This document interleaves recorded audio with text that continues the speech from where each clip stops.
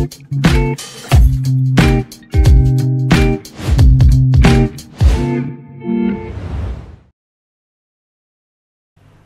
bersua kembali, sahabat podcast Eri Manowari. Kita akan menyajikan konten yang menarik pada kesempatan kali ini, yaitu mengenai investasi kesehatan. Dan perlu Anda ketahui bahwa kesehatan merupakan harta yang paling berharga. Nah, kalau kita sakit, tidak sehat, pasti akan membutuhkan biaya yang tidak sedikit tentunya. Nah, untuk itu perlu adanya investasi kesehatan. Untuk membahas hal tersebut, di studio podcast Eri Manowari sudah hadir seorang narasumber kita yang gagah, ini masih muda, ya. Beliau adalah Bapak Sulistiono Yuda, ya. Dan kebetulan beliau adalah Kepala BPJS Kesehatan Papua Barat. Kita perkenalkan dulu. Apa kabar nih, Pak Sulis? Siap, Pak Sulis juga. Alhamdulillah kabar baik, Pak. Kabar baik, ya. Iya. Dan tentunya kita akan berbagi konten nih terhadap pemirsa kita, sahabat podcast Eri Manowari, mengenai investasi kesehatan. Nah, menurut pandangan Pak Sulistyo, bagaimana tentang berinvestasi di bidang kesehatan ini? Baik, mungkin sebelum saya masuk ke topik utama, izin memperkenalkan diri dulu ya, Pak ya. Mungkin ada beberapa pendengar ataupun para pemirsa lainnya yang ya secara personal belum kenal, paling tidak tahu sekilas lah. Izinkan nama saya Dr. Dwi Sulistiono Yudo. Ya. Kalau di kuliah saya dipanggil Sulis dan Tio. Nah, kalau dalam pekerjaan saya senang dipanggil Dwi. Baik Pak Sulis, jadi kalau berbicara tentang investasi kesehatan, di era JKN ini benar-benar merubah potret pelayanan kesehatan di Indonesia. Paradigma ya? Baik paradigmanya maupun pelayanannya. Ya. Nah, saya ambil dua persepsi dari peserta kita selaku calon pasien. Kenapa saya bilang calon pasien? Bisa saja nanti suatu saat kita sakit. Oh iya. Saat ini mungkin kita mudah-mudahan dalam keadaan sehat walafiat, tapi siapa yang bisa jamin siang ini kita sehat, sore apakah tetap sehat, itu tanda tanya besar. Nah, yang kedua saya melihat dari perspektif pemberi pelayanan dari Vaskes. Kebetulan saya dulu juga pelayanan kesehatan, praktisi medis juga, sehingga saya melihat dua wajah pelayanan kesehatan ini jauh berbeda. Nah, singkatnya saya membuat istilah sadikin, Pak. Apa itu? Zaman dulu di awal-awal sebelum ada era BPJS, ada yang namanya sadikin. Sakit sedikit jadi miskin. Betul. Jadi atau bahasa pemerintah daerah sekarang bilangnya orang miskin tidak boleh sakit. Iya, atau kanker ya, kantong kering. Kantong kering bisa juga itu. Nah, artinya apa? Kita lihat sama-sama di tahun 2024 ini, angka kemiskinan akibat pelayanan kesehatan itu jauh menurun, bahkan mungkin tidak ditemukan kembali. Kenapa? Orang sekarang sudah sama satu misi. Negara hadir dengan jaminan kesehatan. Maka untuk penyakit-penyakit berat, jangan keluarkan uang lebih banyak, silakan beralih menuju jaminan kesehatan nasional yang kita sebut dengan JKN, yang dikelola oleh BPJS Kesehatan. Kira-kira itu definisi awal dari, mudah-mudahan tema kita nanti masuk ke dalam investasi kesehatan. Baik, itulah pemirsa dan sahabat podcast Eri Manowari, apa yang disampaikan prolog, katakanlah, apa ya, warming up kita terlebih dahulu dengan narasumber kita, itulah perlunya investasi kesehatan. Ada istilah yang mengatakan orang miskin tidak boleh sakit. Dalam sekali. Jangan lupa pemirsa dan sahabat podcast Eri Manowari, sebelum kita lanjutkan konten kita, Anda bisa like, komen, dan subscribe tentunya ya, melalui YouTube atau podcast Eri Manowari. Baik, Pak Dokter saya baru tahu ternyata Pak Sulis dokter ya. Sudah saya bilang Pak Dokter saja. Nah, berbicara tentang investasi kesehatan, dari mana kita mulai? Investasi kesehatan ya. Berarti kita melihatnya dari orang sehat. Orang sehat, ya. Garis bawah ya, orang sehat. Baik, mungkin boleh saya langsung spesifik ke dalam JKN, Jaminan Kesehatan Nasional. Nah, perlu kita ketahui JKN ini bukan produk swasta, bukan produk perorangan, bukan produk pimpinan setempat. Melainkan ini adalah program negara, amanah dari Undang-Undang Dasar 1945. Nah, dalam JKN ini memang diwajibkan untuk seluruh warga Indonesia, termasuk warga asing yang minimal sudah 6 bulan berada di Indonesia, wajib memiliki jaminan kesehatan. Nah, sekarang kita berbicara investasi, maka berbicara orang sehat. Bapak Ibu mungkin para pemirsa ini mungkin sama pemikirannya. Saya dulu sebelum bergabung BPJS juga sama pemikirannya. BPJS itu hanya untuk orang sakit. JKN itu dipakai kalau saya sudah punya penyakit tertentu saja. Ternyata orang sehat bisa menggunakan. Nah, caranya bagaimana? Sederhananya begini.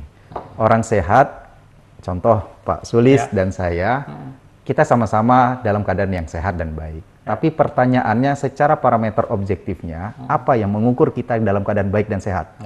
Belum ada. Walaupun kita tahu dalam beberapa minggu terakhir, Pak Menkes sudah bilang nanti setiap warga negara Indonesia diberikan hak untuk medical check up gratis dari negara. Tapi sama-sama kita tunggu wujudnya seperti apa.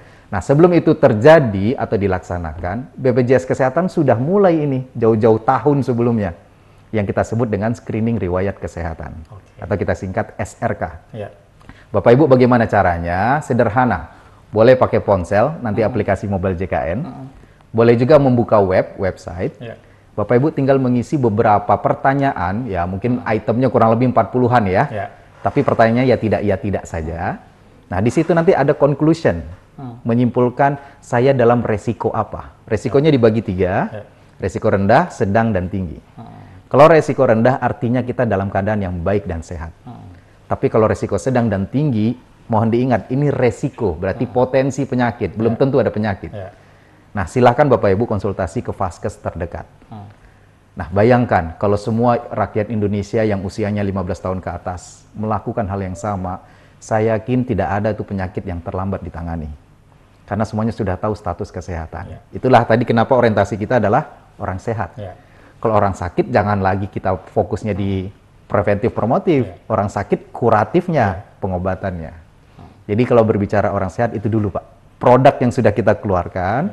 Kemudian yang kedua, ini juga pemahaman yang sedikit perlu diluruskan. Orang sehat selalu bertanya-tanya, saya bayar iuran sekian bulan, sekian tahun, tidak pernah pakai uangnya kemana. Nah, ini yang perlu kita luruskan Bapak Ibu. Kenapa tadi dibunyikan wajib program JKN? Karena sifatnya adalah tolong-menolong, saling membantu, atau nama lainnya kita sebut subsidi silang. Kita yang sehat-sehat di ruangan ini, katakanlah ada 10 orang, kemudian nanti ada 1 orang yang sakit, saya sebut kanker saja. Kanker ini kita tahu nggak mungkin berobat sekali selesai, operasi sekali selesai. Mungkin setelah operasi ada lanjutan kemoterapi. Yang kalau secara frekuensi dan rupiah, kira-kira 1 orang 50 juta rupiah. Kalau dia baru aktif 2 bulan bayar iuran kelas 3, sanggup nggak membayar 50 juta? Pasti tidak. Kita yang sehat, yang tidak sakit, inilah yang membayar iurannya dia. Jadi selalu kita tanamkan dalam saat gaji kita dipotong ataupun kita bayar iuran, kita selalu tanamkan, oh inilah kita membantu orang yang sakit. Momentumnya kapan? Ya tadi kita bilang, 5 tahun, 10 tahun, 20 tahun ke depan, kalau kita panjang umur dan kita di posisi yang mereka, kita dibantu orang yang lain yang sehat juga. Kira-kira begitu, Pak. Oke, sangat menarik apa yang disampaikan Pak Dokter nih. Nah, kemudian kembali tadi, seseorang kalau menginvestasikan sesuatu, pasti membutuhkan pelayanan yang optimal sesuai apa yang keluaran yang menjadi modal investasi itu sendiri. Nah, bagaimana dengan BPJS untuk pelayanan kepada seseorang yang berinvestasi ke BPJS tadi? Siap. Nah, investasi di BPJS Kesehatan ini wujudnya memang tidak fisik. Nah, ini bedanya. Masyarakat kita ini belum teredukasi secara merata. Selalu dianggap investasi rupiah, kembalinya rupiah. Investasi dalam bentuk fisik barang, kembalinya dalam bentuk barang. Nah, kita di sini berbicara investasi dalam bentuk rupiah, wujudnya jasa pelayanan. Atau tadi yang kita sebut jaminan kesehatan. Nah, bagaimana paradigmanya dalam menjaga kualitas? Bapak Ibu sama-sama kita pahami, pelayanan ini dibagi 2, Bapak. Yang pertama, pelayanan administrasi, daftar peserta bayar iuran, itu hak mutlaknya di BPJS Kesehatan. Jadi kalau ada sedikit saja keliru, kesalahan, ataupun ketidaktepatan, Bapak Ibu tepat lapornya ke BPJS Kesehatan. Namun yang kedua, terkait dengan pelayanan kesehatan. Nah, ini kita menyebutnya prokes. Pelayanan kesehatan ini menjadi kewenangannya di area provider atau pemberi pelayanan kesehatan yang kita sebut dengan fasilitas kesehatan. Fasilitas kesehatan ada dibagi 2 tingkatan. Tingkat pertama puskesmas dan kawan-kawan. Puskesmas, pratama, dan dokter praktek mandiri. Kemudian kalau tingkat lanjutan atau sekunder kita sebut, itu adalah rumah sakit dan klinik utama. Nah, kebanyakan orang yang tidak puas dengan beberapa petugas medis, yang dicari adalah petugas BPJS-nya. Iya, iya. Kami sendiri bingung, ini ketidakpuasannya di mana, siapa petugasnya, dan bagaimana konteksnya. Otomatis kami bertanggung jawab, kami punya kewajiban kalau namanya aduan pelaporan tetap ditindaklanjuti, tapi kami harus berkolaborasi dengan pihak Vaskes, fasilitas kesehatan. Konteks detailnya seperti apa, kalau memang terbukti ada pelanggaran, ketidaktepatan, atau tidak sesuai dengan standar pelayanan, maka kami berkolaborasi dengan manajemen rumah sakit, manajemen Vaskesnya. Nah, bagaimana tidak lanjutnya? Tadi yang terkait kualitas.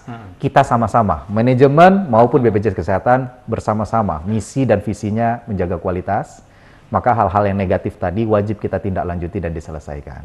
Begitu, Jadi Pak. saling kolaborasi ya? Benar sekali. Oke. Baik, pemirsa dan sahabat podcast Eriman Owari. Nah, silakan jika Anda ingin bertanya, ingin bagaimana mengetahui pelayanan dari BPJS itu sendiri, Anda bisa chat, bisa komen di YouTube Eriman Owari tentunya, dan Anda bisa subscribe dan like tentunya. Jadi jangan kemana-mana, tetaplah bersama kami di konten investasi kesehatan. Baik, Pak Dokter. Siap. Nah, tadi berbicara tentang pelayanan. Kemudian mungkin ada yang pemilik investasi ini, yang berinvestasi ke kesehatan ini, misalnya ingin mengadu ke BPJS ya, nanti yang bisa memediasi ke rumah sakit atau pelayanan kesehatan yang bekerja sama dengan BPJS. Nah, seperti apa ini modelnya? Baik, ini lebih tepatnya saya membuat judulnya mekanisme pelaporan. Nah, itu dia. Bapak Ibu, saya boleh mundur sedikit ya. Kalau kita berbicara 5 tahun Jadi sebelum maju mundur dulu ya. Ini kalau seperti film, salah satunya film Maju Eropa kena itu, ya, seperti film DKI berarti. Ya. Baik, jadi kalau berbicara mekanisme pelaporan, saya berbicara mungkin 5-7 tahun yang lalu, atau kira-kira 2017 ke bawah. Ya. Bapak Ibu, ada 3 isu yang paling besar, Bapak. Pertama, ruang rawatan penuh. Setiap mau dirawat penuh. Mau dirujuk pun penuh. Aduh, kita bingung ini. Saat itu belum ada solusi definitif. Ya, sekarang sudah ada. Nanti kita cerita di belakang. Yang kedua, antrian panjang. Saya mau berobat ke poli A, katakan penyakit dalam konsultan. Betul sekali. Saya kasih informasi tambahannya, Pak. Bahkan di rumah sakit yang besar, rumah sakit pendidikan atau kelas A, tipe A, itu sendal jepit ngantri dulu di depan poli pendaftaran, supaya mengatasnamakan saya sudah ngantri sejak subuh. Padahal bahkan ini kayak absen itu. Finger. Nah, ya, bagi orang yang datang, Pak. Kalau zaman dulu tidak, Pak. Batu, sendal, mungkin pakaian, handuk juga ditaruh di situ. Oh, gitu. Saking menunjukkan saya sudah ada di situ gitu ya. Benar. Saking menunjukkannya saya sudah ngantri gitu. Dan yang terakhir adalah iur biaya. Iur biaya ini apa? Iur biaya itu sudah diatur dalam regulasinya. Setiap peserta yang mengikuti prosedur, yang mendapatkan manfaat medisnya, itu tidak boleh keluar uang Rp1 pun untuk pengobatannya. Berbeda ceritanya kalau dia naik kendaraan, ya transport tidak ditanggung. Tapi kalau untuk beli obat, jasa tindakan, perawatan, itu tidak boleh ada iur biaya sedikit pun, selama dia ikuti mekanisme dan prosedur. Nah, 3 isu besar tadi, saya ulangi, ruang rawatan penuh, antrian panjang, iur biaya. Semuanya sudah ada solusi, Pak. Solusinya apa? Yang pertama, ruang rawatan penuh, Bapak Ibu tinggal buka aplikasi mobile JKN. Ada di situ namanya display tempat tidur. Katakanlah di suatu rumah sakit A, akan butuh rawat inap kelas 2, cuma kita tidak dapat informasi terbuka bagaimana ruang rawatan. Bapak Ibu tinggal buka aplikasi, nanti terlihat dari VIP sampai kelas 3, berapa yang kosong, berapa yang terisi. Saking terbukanya sekarang. Nah, itu salah satu alternatif solusinya. Keren juga, Pak. Bagaimana caranya? Aplikasi ya, Bapak Ibu. Nanti kita bahas di belakang aplikasinya. Aplikasi mobile JKN. Yang kedua, antrian panjang. Lagi-lagi aplikasi, Bapak Ibu. Namanya aplikasi antrian online. Kita menyebutnya Antrol. Nah, caranya bagaimana? Saya sudah jelas harus ke rumah sakit ketemu dokter penyakit dalam misalnya. Saat saya daftar, saya urutan nomor 55. Pertanyaan sederhana saya, apakah kita sebagai pasien sudah ngantri dari nomor 1? Nanti berlaku sendal jepit yang zaman dulu. Iya. Nah, Nah, caranya bagaimana? Bapak Ibu tinggal mengantri di handphone, mobile JKN. Nah, saat nanti di antri sudah tahu urutan 55 dan kira-kira jam berapa, kita cukup setengah jam sampai 1 jam mau dilayani saja. Kita datangnya. Jadi pasien itu tidak menumpuk. Jumlah pasien tetap sama. Itu alternatif yang kedua untuk antrian online. Yang ketiga, iur biaya. Nah, ini jadi PR besar ini. Iur biaya itu kita sudah sama-sama paham. Fasilitas kesehatan paham, BPJS Kesehatan paham, peserta juga paham. Nah, kami buka mekanisme pengaduan. Menjawab pertanyaan utamanya mekanisme pelaporan atau pengaduan, caranya sederhana. Yang pertama, Bapak Ibu yang mendapatkan pelayanan di Vaskes, khususnya rumah sakit, kita sudah tempel poster, sebelah kiri petugas rumah sakit, sebelah kanan petugas BPJS, dan kebalikannya, beserta nomor telepon yang bisa dihubungi, termasuk WA di dalamnya. Bapak Ibu setiap ada pelaporan, keluhan, pengaduan, langsung lapor melalui petugas itu. 24 jam saya yakini direspon. Ya, itu berlaku seluruh Indonesia. Yang kedua, Bapak Ibu diberikan kanal seluas-luasnya. Silakan melapor. Kalau tadi saya menjual mobil JKN, ada lagi fiturnya untuk pelaporan mobil JKN. Bapak Ibu bisa melapor petugas SIPP. SIPP itu saluran informasi dan pengaduan peserta, website. Bapak Ibu bisa akses juga di website sendiri. Atau yang terakhir, Bapak Ibu bisa melapor ke kantor kami terdekat. Yang kami titip cuma satu. Setiap pengaduan harus melampirkan evidennya, buktinya. Sehingga saat kami menelusuri, memperbaiki, kita sama-sama objektif menyelesaikannya. Jadi memang sekarang di era digitalisasi dipermudah, Pak, ya? Betul sekali. Semua sudah bermain di aplikasi, ya? Betul. Oke, nah kemudian tentang ini, Pak. Sebetulnya untuk kesehatan apa saja nih, jenis-jenis penyakit apa saja nih, yang notabene kita bisa berinvestasi di BPJS? Baik, ini saya kasih judulnya yang dijamin dan tidak dijamin ini. Jadi biar apa? Biar pemirsa kita paham. Mudah lebih paham, betul. Baik, Bapak Ibu. Mungkin kalau di lapangan kita melihat, aduh ini dijamin BPJS, yang ini tidak dijamin BPJS. Kami perlu tegaskan, BPJS tidak pernah mengeluarkan aturan dijamin tidak dijamin. Nah, namun kami BPJS Kesehatan mengikuti aturan yang sudah diputuskan. Saya kutip peraturan Presiden nomor 82 tahun 2018, di situ tertuang manfaat yang tidak dijamin. Salah 2, salah 3 lah saya sebut. Dari sekian kurang lebih mungkin ada 20-an item ya. Salah 2-nya adalah misalnya terkait kecelakaan. Kecelakaan ini kita bagi 2, lalu lintas, kecelakaan kerja. Kenapa kecelakaan lalu lintas tidak dijamin BPJS Kesehatan? Pertanyaannya adalah tidak boleh double costing atau pembiayaan ganda. Karena sudah dijamin oleh Jasara Harja. Kecelakaan kerja kenapa tidak dijamin? Begitu juga. Sudah ada penjaminnya BPJS Tenaga Kerja ataupun PT Taspen dan seterusnya. Nah, kalau dia sudah dijamin memang ada aturannya melebihi kuota, nanti secara kolaboratif BPJS dengan pihak terkait. Itu yang pertama, salah satu. Salah 2-nya adalah yang paling sering ini Bapak Ibu sekalian. Khususnya kita di wilayah timur, Pak.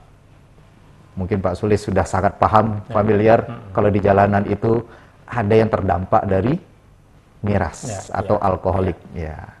Kalau dia alkoholik bawa kendaraan kemudian terluka, kecelakaan, datang ke rumah sakit, ke UGD, ditangani segala macam, pasti jawabannya tidak dijamin. Kenapa?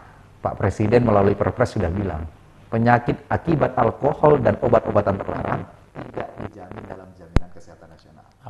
Artinya itu ada pesan makna tersirat. Bapak Ibu, kalau ada apa-apa biar dijamin, jangan coba-coba ya. Nah, jangan mabuk supaya nanti kalau ada apa-apa bisa dijamin. Tapi kalau terkait alkohol dan memang terbukti sedang mabuk, mohon maaf, kami ikuti apa kata Presiden, itu tidak dijamin. Kira-kira begitu, Pak. Oke, baik. Nah, ada sering teman-teman saya juga bertanya nih kadang-kadang, kalau kita berobat melalui BPJS, kan ada tingkatannya kan. Misalnya pertama ke dokter keluarga dulu, kemudian tempat rumah sakit yang terdekat di area si pemegang kartu BPJS atau si pemegang investasi kesehatan. Nah, kalau misalnya di rumah sakit itu juga tidak ada, baru lagi ke jenjang yang lebih tinggi lagi. Apakah memang demikian, Dok? Kenapa ini? Pertanyaannya sangat saya senangi, ada kalimat tambahan kenapa. Nah, kalau orang berbicara iya tidak, ini benar atau salah lah. Ini kenapa, mengapa? Pasti ada penjelasan yang yang bisa menjadi dasar. Oh, betul. Ternyata seperti ini ya. Penjelasan logis dan regulatif. Nah, kita berbicara logis dulu, biar lebih enak, biar lebih nyambung. Kenapa harus dibuat berjenjang? Kita menyebutnya berjenjang, Pak. Fasilitas kesehatan tingkat pertama, fasilitas kesehatan tingkat lanjut. Bapak Ibu bisa bayangkan secara logis, penyakit yang relatif ringan, saya tidak bilang penyakit itu ringan, tapi relatif. Katakanlah batuk pilek, tapi mengantri di spesialis, katakanlah spesialis A. Dari 20 antrian, 19-nya penyakit batuk pilek ringan 2 hari.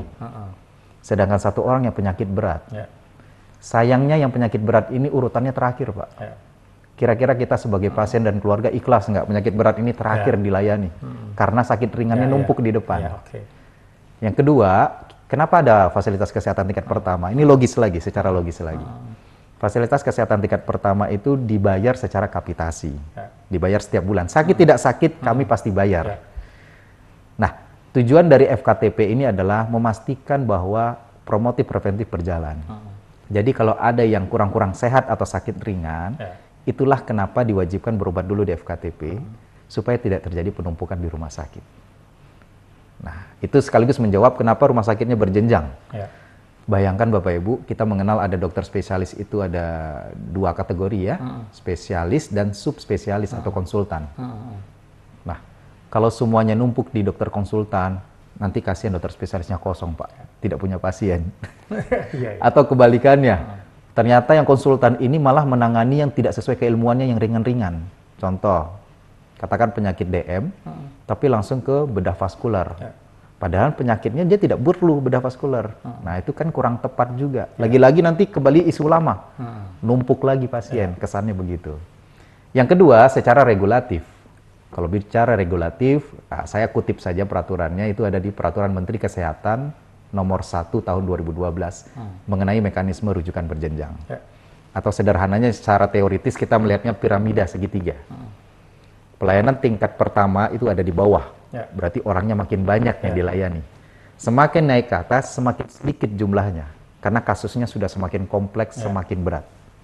Nah, kira-kira begitu Pak pendekatannya secara logis maupun regulatif. Oke. Hanya saja kadang-kadang kan karena mungkin keterbatasan ini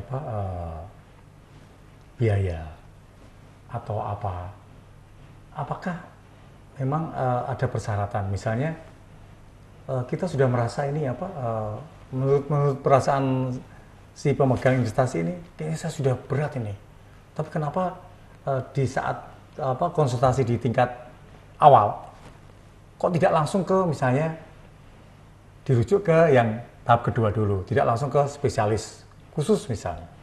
Padahal dia merasa, wah kayaknya ini sudah berat nih, di tempat ini tidak ada, misalnya di tempat yang pertama tidak ada peralatannya misalnya. Ini gimana, Dok? Baik, nah ini masuknya ke area teknis dan spesifik ini, Pak. Iya. Nah, kebanyakan yang yang menjadi keluhan kan seperti itu. Betul. Ya. Jadi berbicara rujukan berjenjang, betul Bapak Ibu. Memang harus prosedural bertingkat. Dari FKTP ke rumah sakit, tanda kutip yang PPK rujukan tingkat 2 bahasanya, spesialis.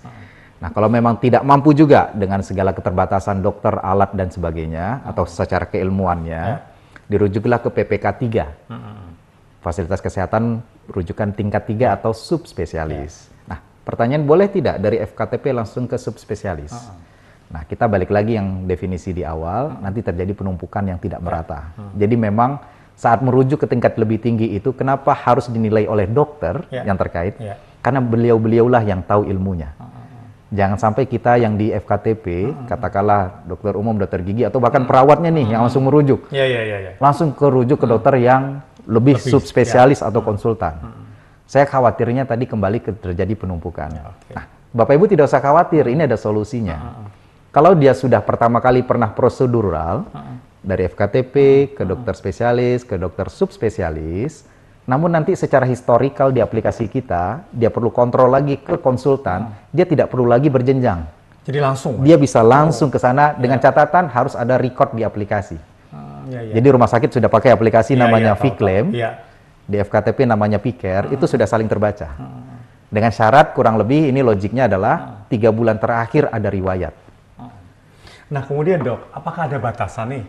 Misalnya berlakunya saat untuk penggunaan BPJS dari tingkat pertama, misalnya nih sudah dirujuk untuk operasi nih, kan misalnya di tingkat kedua atau tingkat ketiga, tetapi karena belum siap kan, sehingga rujukannya ditangguhkan. Apakah itu juga harus perlu lagi kembali ke awal? Gimana nih dok? Iya. Atau ada jangka waktunya nih, misalnya 3 bulan, 2 bulan, atau sebulan misalnya?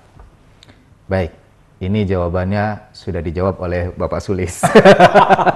Sudah menyebut kata 3 bulan. Oke, jadi begini, rujukan itu memang secara sistematis terkunci 90 hari Bapak.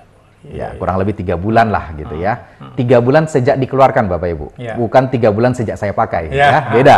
Mungkin pakainya 2 minggu lagi ya berarti 2,5 bulan itu namanya. Nah, kenapa dikunci? Bapak Ibu harus memahami bersama. Dibatasi ini tujuannya untuk menertibkan. Nah, pertanyaannya kenapa? Tadi ada pertanyaan mengapa harus dibuat demikian.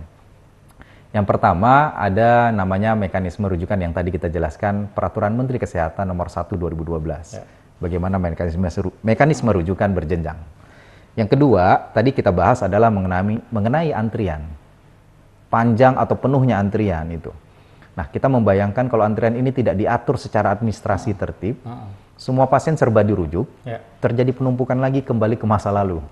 Dipakai antrian online pun mungkin tidak berdampak masif jadinya. Nah, solusinya bagaimana? Bapak Ibu, ya memang harus melalui mekanisme rujukan berjenjang. Dari FKTP ke FKRTL tingkat 2, kalau memang tidak sanggup, maka dirujuk ke FKRTL atau Vaskes rujukan tingkat 3, subspesialis ataupun konsulen. Nah, di dalam JKN ada menu spesial, menu khusus. Bapak Ibu, yang pertama itu mekanisme berjenjang, namun untuk prosedur kedua, ketiga, dan seterusnya, selama pelayanan Bapak Ibu sudah tercatat, terekam atau terrecord dalam aplikasi pelayanan, Bapak Ibu untuk yang kedua kalinya, nanti saat kembali ke FKTP, bisa langsung ke rumah sakit yang lebih tinggi sesuai dengan pelayanan terakhir. Dengan catatan, 3 bulan terakhir ada histori atau riwayatnya di dalam aplikasi. Nah, karena kenapa dibuat kemudahan seperti itu? Kami memahami banyak pasien yang butuh pelayanan langsung ke tingkat 3. Tapi dengan catatan ada riwayat dulu. Betul. Iya. Kira-kira begitu, Pak. Oke, baik. Pemirsa dan sahabat podcast Herman Owari, silakan Anda bisa ngechat untuk bertanya dengan narasumber kita tentang Anda sebagai investor atau sudah berinvestasi di bidang kesehatan di BPJS, nah silakan. Tapi jangan lupa Anda harus subscribe, like, dan komen tentunya. Nah, kembali dok. Kita lanjutkan perbincangan ini. Kalau kita berbicara tentang investasi kesehatan dengan BPJS, pasti banyak hal yang menarik ini. Betul. Ada hal yang mungkin jadi pertanyaan kami juga. Apakah ada jangka waktu atau misalnya kuota untuk ikut investasi kesehatan di BPJS, misalnya untuk rawat inap dalam 1 tahun, apakah dibatasi atau bebas saat dia sakit? Itu aja dok. Baik. Berbicara batasan manfaat, bahasanya ini, Bapak Ibu perlu dicermati di regulasi itu tidak ada satu klausul atau frasa manapun yang menyatakan manfaat jaminan kesehatan ini terbatas di frekuensi, durasi, maupun nominal atau jenis manfaat. Itu tidak dibatasi. Kata kuncinya sederhana, yaitu indikasi medis. Saya beri contoh sederhana. Mungkin Bapak Ibu, para pemirsa yang mungkin saja sanak saudara atau kerabatnya ada yang terkena kanker, ada yang dilayani sekali operasi tuntas, ada yang dilayani operasi dan kemoterapi 6 siklus, katakan begitu, 6 fase, tetap dijamin. Ada juga lagi yang komplit, operasi, radioterapi, kemoterapi. Selama itu indikasi dokter dan ikuti prosedur, itu tidak ada batasnya. Begitu juga sakit stroke, rasanya tidak dibatasi, stroke 1 tahun sekali saja. Mau stroke-nya itu sekali, mau 10 kali, selama indikasi medis tetap dijamin. Nah, sekaligus meluruskan ini Bapak. Biasanya kalau ada pertanyaan itu berbasis pengalaman. Katanya. Nih, saya garis bawahi sekali lagi. Mumpung ada narasumber Dr. Sulistyo ini. Siap. Kebetulan beliau juga Kepala BPJS Kesehatan Papua Barat. Tidak ada salahnya. Siap, betul. Pasti terpercaya dan valid. Insya Allah valid dan benar ya. Okay. Jadi saya meluruskan Bapak Ibu yang katanya informasinya dan berkembang di lapangan, termasuk mungkin di komunitas Bapak Ibu sekalian, ada yang bilang kalau pakai BPJS dirawat maksimal 3 hari. Setelah 3 hari bagaimana? Sembuh tidak sembuh, sakit tidak sakit harus pulang. Katanya begitu. Saya luruskan ya, ini katanya. Jangan sampai kalimat saya malah dinyatakan hoax, malah jadi benar gitu. Jangan sampai ini berita hoax gitu ya. Betul. Nah, kami jawab itu tidak benar. Kenapa? Karena yang menentukan pulang atau tidak itu bukan rupiahnya, tapi kondisi medisnya. Jadi dokter yang bertanggung jawab, kita sebut DPJP, dokter penanggung jawab pasien, itulah yang memutuskan pasien boleh pulang atau tidak. Kalaupun diputuskan pulang, katakanlah 2 hari, 3 hari, pasti beliau sudah dengan pertimbangan yang matang. Oh, ini pasien sudah tidak perlu pasang infus lagi. Kalau untuk pemulihannya cukup makan, minum, dan aktivitas di rumah. Nah, tetapi, ada tetapinya Bapak Ibu. Jika Bapak Ibu memang merasa dan setelah membuktikan secara objektifnya memang saya sakit masih pasang infus, alat nafas, dan lain-lain suruh pulang dalam 3 hari, masih ingat tadi yang di depan ada namanya BPJS 1, poster yang kami menampilkan petugas-petugas beserta nomor telepon. Keluarga Bapak Ibu segera hubungi kami. Sehingga kami akan langsung cross-check dan membuktikan kebenarannya. Kalaupun itu bisa diselesaikan, kami yakinkan semua pihak ini akan terselesaikan dan mendapatkan hak-haknya. Jadi kalau ada yang disuruh pulang, wajib pulang kondisi sakit, dan memang belum tuntas, segera lapor ke kami, sama-sama kita tindak lanjuti. Begitu, Pak. Sangat menarik ini statement dari Dr. Sulistyo selaku Kepala BPJS Kesehatan Papua Barat. Nah, itulah pemirsa dan sahabat podcast dari Manowari, kalau Anda merasa seperti itu, silakan bisa lapor langsung ya. Ya, betul Pak. Nah, kemudian nih Dok, ada lagi satu pertanyaan yang mengganjal nih, terkait misalnya kita kena sakit ginjal, pasti larinya ke cuci darah nih Dok. Nah, apakah dalam cuci darah itu juga dibatasi oleh BPJS? Atau bagaimana nih Dok? Ya, ini saya sebelum menjawab serius, izinkan saya menjawabnya secara bercanda dulu ya Pak ya. Biar gak serius. Iya, ini kalau terlalu serius nanti kita tegang-tegangan ya. Betul. Iya. Jawabannya itu memang dibatasi. Iya. Tapi statusnya adalah status kehidupan, Pak. Iya. Selama dia pasien masih hidup, masih tetap dijamin. Iya. Tapi kalau sudah pindah alam memang tidak dijamin lagi, Pak. Iya. Itu dark joke-nya kira-kira begitu ya, Bapak Ibu ya. Jadi pertanyaannya, kalau cuci darah atau kita sebut hemodialisa, termasuk yang ada cuci darahnya lewat perut, namanya CAPD, itu tidak pakai alat tapi pakai infus, pakai alat khusus di rumah. Apakah ada batasan? Batasannya tidak tertuang secara definitif. Jadi definisinya apa?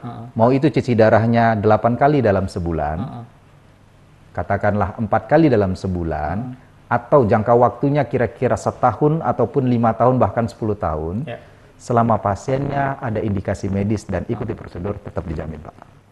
Nah, kami nanti boleh mencari-cari info siapa saja nih testimoni peserta-peserta. Nah, ini menarik nih. Ya. Kalau suatu saat bisa dihadirkan di studio podcast seri Manowari, akan lebih menarik. Sayangnya mungkin di Papua Barat belum kita bisa dapatkan, Pak, karena di Papua Barat memang belum ada pelayanan cuci darah.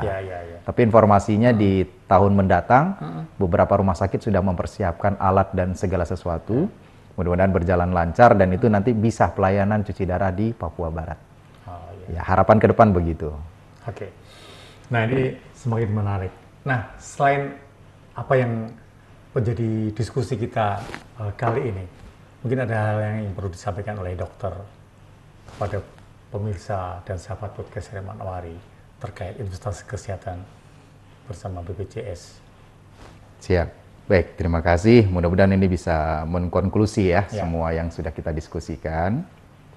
Bapak Ibu, kami di sini memberikan harapan dan besar manfaat lah kita sebut ya. Bapak Ibu yang merasa selama ini iuran saya kemana, Bapak Ibu kami tidak perlu menjawab panjang kali lebar dan lain-lain.